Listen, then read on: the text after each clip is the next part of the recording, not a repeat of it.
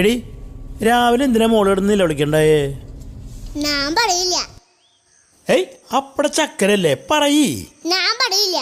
അങ്ങനെ പറയല്ലേ, നമ്മള് ഫ്രണ്ട്സ് അല്ലേ? അതപ്പഴ പറ ശരിയാവില്ല. ഏയ് നമ്മള് പപ്പയും മോളല്ലെന്ന്, തിക്ക് ഫ്രണ്ട്സ്. ഇനി പറ. ശരി, അപ്പൊ നമ്മള് ഫ്രണ്ട്സ് ആണെങ്കിൽ ഞാൻ പറയാം. ഉം. എന്റെ അളിയാണിന്റെ കുട്ടികൾ എന്തൊരു സാധന.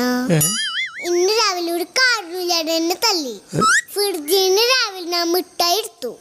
അതാണ് അളിയന്റെ കുട്ടികൾ കണ്ടുപിടിച്ച കാരണം. ഇതിലൊക്കെ എവിടെ കിട്ടിയതാ ബ്രോ?